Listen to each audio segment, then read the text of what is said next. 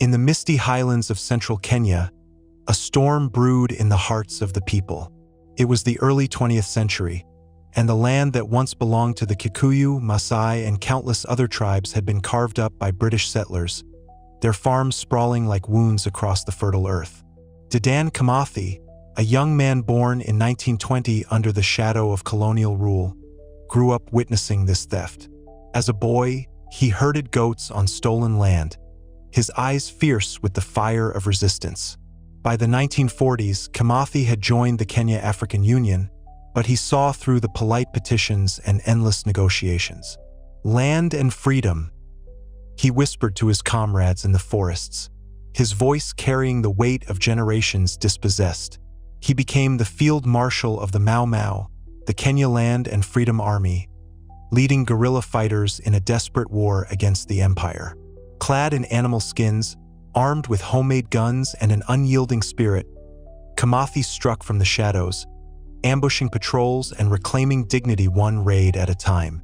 Far across the ocean, in the fog-shrouded streets of London, another Kenyan navigated a different path. Jomo Kenyatta, born Kamau Wangeji in 1897, arrived in Britain in 1929 as a representative of his people, seeking to plead for land rights before the colonial masters. But the city of empires seduced him. He enrolled at the London School of Economics, studying under renowned anthropologists such as Bronislaw Malinowski, who shaped his worldview through the lens of academic detachment rather than revolutionary fervor. Kenyatta mingled with intellectuals, Pan-Africanists, and even Marxists, but his alliances were calculated, his rhetoric polished.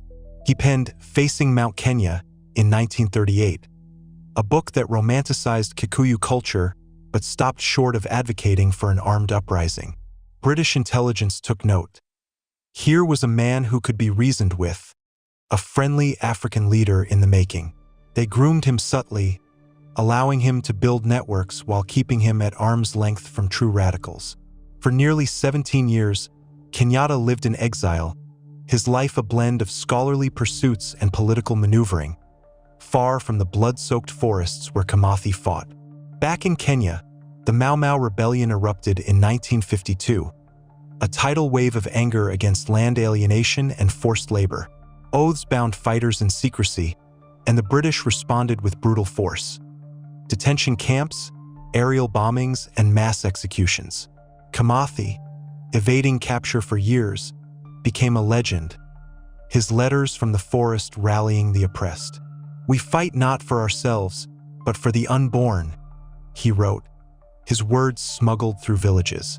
Yet, in Nairobi, Kenyatta publicly distanced himself from the violence.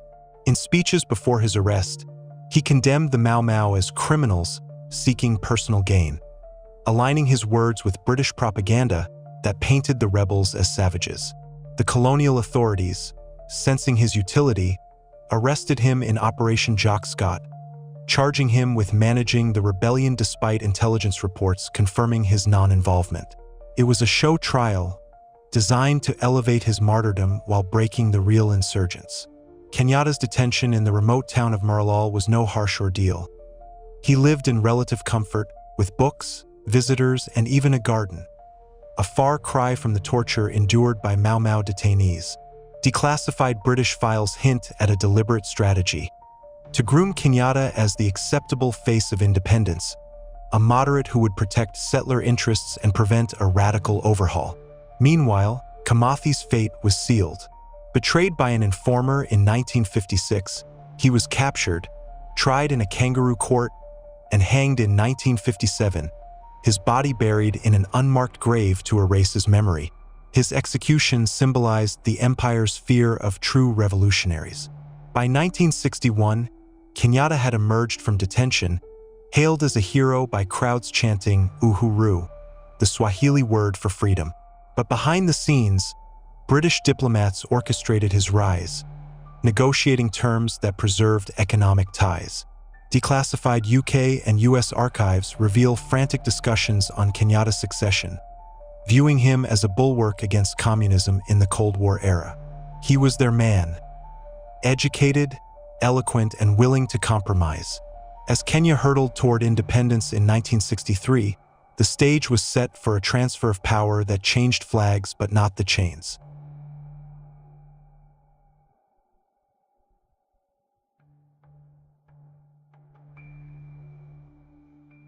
Independence dawned on December 12, 1963, with fireworks illuminating Nairobi's skies and crowds swelling in Uhuru Park. Jomo Kenyatta, now Prime Minister and soon President, stood tall, his fly whisk in hand, promising a new era.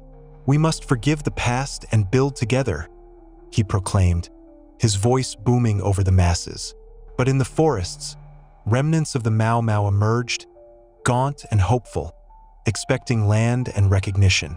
General Jaramogi and his fighters laid down arms, lured by Kenyatta's promises of rewards and integration. Instead, betrayal awaited. In 1964, Jaramogi was assassinated. Rumors pointed to orders from the top, silencing those who might demand radical change. Kenyatta's government labeled the Mau Mau terrorists, maintaining the colonial ban on their organization until decades later. British troops, still lingering, even helped suppress a 1964 army mutiny, underscoring Kenyatta's dependence on his former jailers. The Kapenguria Six, once symbols of unity, fractured under Kenyatta's shadow. Arrested together in 1952 on fabricated charges, witness Rawson Macharia later confessed to being bribed by the British. The group included radicals like Bildad Kagia, Fred Kabai, and Oneko. They had endured hardship for the cause, but upon release, Kenyatta sidelined them. Kagia, a Mau Mau sympathizer, clashed openly over land policies, accusing the president of enriching elites while veterans starved. He died in poverty, his warnings unheeded. Kubai and Kungu Kurumba faded into obscurity. Kurumba vanished in 1974, whispers of foul play trailing his name. Oneko, daring to oppose the creeping one-party state, was detained in 1969 without trial. Colonial letters hint at deeper treacheries. Informers like Chief Waruhiu had fed information to the British, a tactic Kenyatta seemed to adopt in power. He used the trial's aura to burnish his legend, but abandoned the shared ideals of his comrades. Land, the heart of the struggle, became the ultimate betrayal. Mau Mau fighters had sworn oaths on the soil, vowing to reclaim what was stolen. Yet Kenyatta's regime adopted a willing buyer, willing seller scheme, funded by British loans, allowing wealthy Kenyans, often his allies, to purchase settler farms. A secret 1963 pact with Britain forbade interference with white-owned land, prioritizing compensation for colonizers over the colonized. Freedom fighters petitioned in vain, their demands met with detention camps echoing colonial horrors. Kenyatta's family amassed vast estates, over 500,000 acres, including tracts allegedly seized from Mau Mau holdings like Northlands. Veterans like General Mweriama died destitute, their bodies frail from neglect. In 1966, Vice President Jaramogi Odinga resigned in disgust, decrying the regime as a betrayal of the independence fight in his memoir, Not Yet Uhuru. Whispers spread through villages. Kenyatta's African socialism was a veneer for cronyism. He centralized power, banning opposition in 1969 and fostering a one-party dictatorship. The Kiambu Mafia, a clique of Kikuyu elites, siphoned wealth, while radicals like Odinga were smeared with Cold War propaganda, aided by Western intelligence. CIA reports from 1964 praised Kenyatta's anti-communist stance, which undermined Pan-African solidarity. Personal myths swirled, rumors of Maasai origins or ghost-written books. But the real scandal was his family's empire, built on public loot. As the 1970s dawned, Kenyatta's health faded, but his grip tightened. Succession plans whispered in Western embassies to ensure continuity.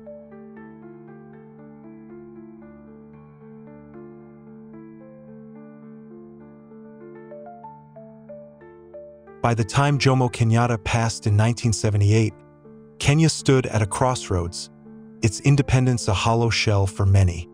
His funeral was a spectacle of state pomp, attended by dignitaries who praised him as the founding father. But in the slums of Nairobi and the forgotten villages of the Rift Valley, a different story simmered. Dedan Kimathi's spirit lingered, a reminder of what could have been. Kimathi had embodied the raw essence of liberation. At 36, he faced death unbowed, his vision inspiring anti-colonial movements from Algeria to Vietnam.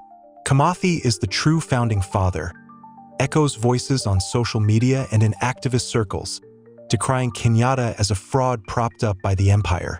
Kenyatta's legacy was one of undermined potential. His regime sowed seeds of tribalism, corruption, and inequality that plague Kenya today. By prioritizing foreign capital and elite enrichment, he perpetuated neocolonialism. Mau Mau survivors sued Britain in 1999 for atrocities, winning a settlement in 2013, but Kenyatta's government had offered no support, leaving them to fight alone. His family's vast holdings became symbols of theft. Scandals involving land grabs and businesses fueled public outrage, with his son Uhuru later entangled in similar controversies. Hidden details emerged from archives. Kenyatta's anti-radical purges, detentions without trial, and alliances that stifled reform. He ignored pleas from veterans, allowing inequality to fester while preaching unity. Yet, Kimathi's ethos endures. In modern Kenya, movements for land justice invoke his name, challenging the elite stranglehold that Kenyatta entrenched. Historians like Caroline Elkins in Imperial Reckoning expose the emergency's horrors, reframing the narrative. Activists argue that recognizing Kimathi as the founding father would honor the radical roots of independence, addressing disparities born from betrayal. Not flag independence, but true Uhuru, they chant, echoing Kimathi's call. As the sun sets over Mount Kenya, one envisions a different history, where Kimathi's fighters shaped the nation, land flowed to the people, and freedom meant more than rhetoric. Kenyatta's story, polished by time, crumbles under scrutiny, a groomed Western puppet leader who traded revolution for power. In the end, both their statues grace the Nairobi streets, but one, standing, is a true pilgrimage for the oppressed, and another, sitting, a representation of greed, corrupt power, and tribalism.